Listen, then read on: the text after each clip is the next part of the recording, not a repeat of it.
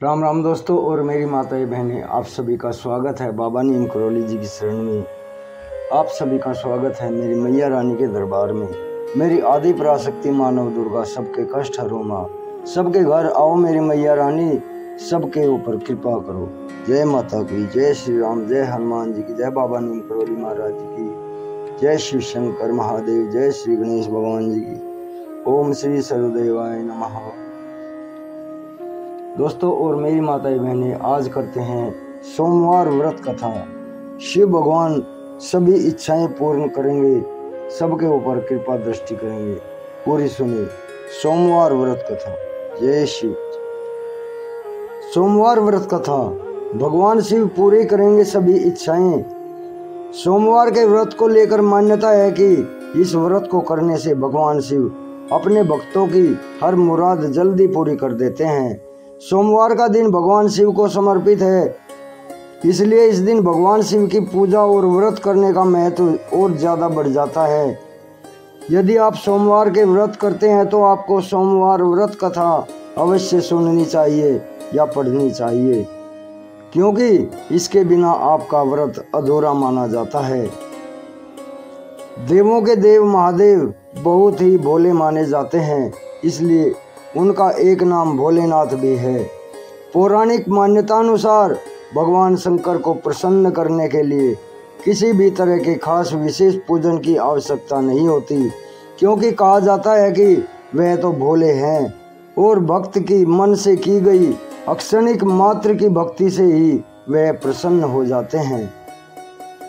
अगर आप भी शिव की भक्ति और कृपा पाने के लिए सावन के सोमवार का व्रत करते हैं तो इस कथा से भोलेनाथ को प्रसन्न जरूर करेंगे। एक बार किसी नगर में एक साहूकार था। उसके घर में धन की कोई कमी नहीं थी, लेकिन कोई संतान न होने के कारण वह बहुत दुखी था।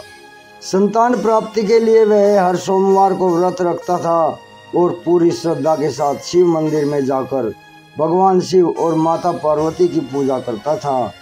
उसकी भक्ति देखकर एक दिन माँ पार्वती प्रसन्न होकर भगवान शिव से साहूकार की मनोकामना पूर्ण करने का निवेदन करने लगी।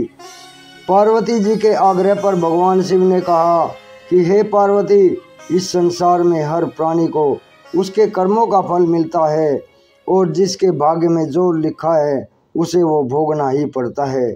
लेकिन पार्वती जी ने साहूकार की भक्ति देखकर उसकी मनोकामना पूर्ण करने की इच्छा व्यक्त की। माता पार्वती के आग्रह पर शिव जी ने साहूकार को पुत्र प्राप्ति का वरदान दे दिया, लेकिन उन्हें बताया कि यह बालक 12 वर्ष तक ही जीवित रहेगा। माता पार्वती और भगवान शिव की बातचीत को साहूकार सुन रहा था, इसलिए उसे ना तो इस बात की खुशी थी और ना ही दुख था। वह पहले की भांति शिव जी की पूजा करता रहा। कुछ समय बाद साहूकार की पत्नी ने एक पुत्र को जन्म दिया। जब वह बालक 11 वर्ष का हुआ तो उसे पढ़ने के लिए काशी भेज दिया गया। साहूकार ने पुत्र के मामा को बुलाकर उसे बहुत सारा धन देते हुए कहा कि तुम इस बालक को काशी विद्या प्राप्ति के लिए ले जाओ। तुम लोग रास्ते में यज्ञ कराते जाना और ब्राह्मणों को भोजन दक्षिणा देते हुए जाना। दोनों मामा भांजे इसी तरह यज्ञ कराते और ब्राह्मणों को दान दक्षिणा देते हुए काशी नगरी निकल पड़े।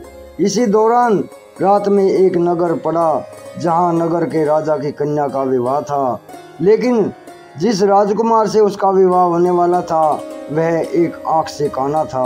राजकुमार के पिता ने अपने पुत्र के काना होने की बात को छुपाने के लिए सोचा, क्यों न साहूकार के पुत्र को दूल्हा बनाकर राजकुमारी से विवाह करा दूं। विवाह के बाद इसको धन देकर विदा कर दूंगा और राजकुमारी को अपने नगर ले जाऊंगा।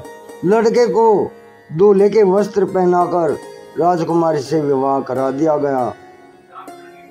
साहूकार का पुत्र ईमानदार था, उसे यह बात सही नहीं लगी, इसलिए उसने अवसर पाकर राजकुमारी के दुपट्टे पर लिखा कि तुम्हारा विवाह तो मेरे साथ हुआ, लेकिन जिस राजकुमार के संग तुम्हें भेजा जाएगा वह एक आंख से काना है।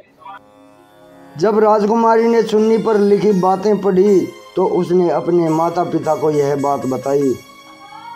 राजा ने अपनी पुत्री को विदा नहीं किया फिर बारात वापस चली गई। दूसरी ओर साहूकार का लड़का और उसका मामा काशी पहुँचे और वहाँ जाकर उन्होंने यज्ञ किया। जिस दिन लड़का 12 साल का हुआ उस दिन भी यज्ञ का आयोजन था। लड़के ने अपने मामा से कहा, मेरी तबीयत कुछ ठीक नहीं है। मामा ने कहा कि तुम अंदर जाकर आराम कर लो। शिव जी के वरदान के अनुसार कुछ ही देर में उस बालक के प्राण निकल गए। मृत भांजे को देखकर उसके मामा ने विलाप करना शुरू कर दिया। संयोगवश उसी समय शिव जी और माता पार्वती उधर से जा रहे थे। माता पार्वती ने भोलेनाथ से कहा, स्वामी मुझे इसके रोने के स्वर सहन नहीं हो रहे हैं, आप इस व्यक्ति के कष्ट को अवश्य दूर करें। जब शिवजी मृत बालक के समीप गए तो वह बोले, यह उसी साहूकार का पुत्र है जिसे मैंने 12 वर्ष की आयु का वरदान दिया था। अब इसकी आयु पूरी हो चुकी है।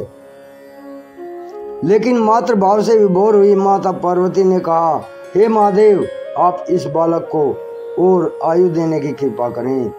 हे महादेव, आप इस बालक को और आयु देने की कृपा करें, अन्यथा इसके वियोग में इसके माता पिता भी तड़प तड़प कर मर जाएंगे।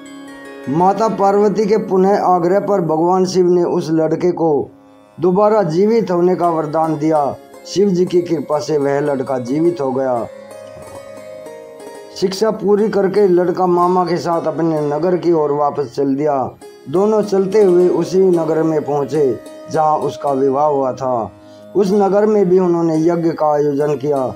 उस लड़के के ससुर ने उसे पहचान लिया और महल में ले जाकर उसकी खातिरदारी की और अपनी पुत्री को विदा किया। इधर साहूकार और उसकी पत्नी भूखे प्यासे रहकर बेटे की प्रतीक्षा कर रहे थे। उन्होंने प्रण कर रखा था, यदि उन्हें अपने बेटे की मृत्यु का समाचार मिला तो वह भी प्राण त्याग देंगे। परंतु अपने बेटे के जीवित होने का समाचार पाकर वह बेहद प्रसन्न हुए। उसी रात भगवान शिव ने साहूकार के स्वप्न में आकर कहा, हे श्रेष्ठ, मैंने तेरे सोमवार के व्रत करने का और व्रत कथा सुनने से प्रसन्न होकर तेरे पुत्र को और लंबी आयु प्रदान की है। इसी प्रकार जो कोई सोमवार का व्रत करता है या व्रत कथा सुनता है और पढ़ता है, उसके सभी दुख दूर होते हैं और सभी मनोकामनाएं पूर्ण होती हैं। जय शिव, जय शिव, जय शिव, जय राम। जय माता की जय, शिव शंकर महादेव, जय श्री गणेश भगवान जी की जय, बाबा नीम करोली महाराज की जय, श्री राम, जय हनुमान जी की। ओम श्री सर्वदेवाय नमः। दोस्तों और मेरी माताएं बहनें, आगे भी शेयर करें। सोमवार व्रत कथा होगी हर इच्छा पूरी। शिव भगवान अपार आशीर्वाद बरसाएंगे, अपार कृपा दृष्टि करेंगे। जय शिव।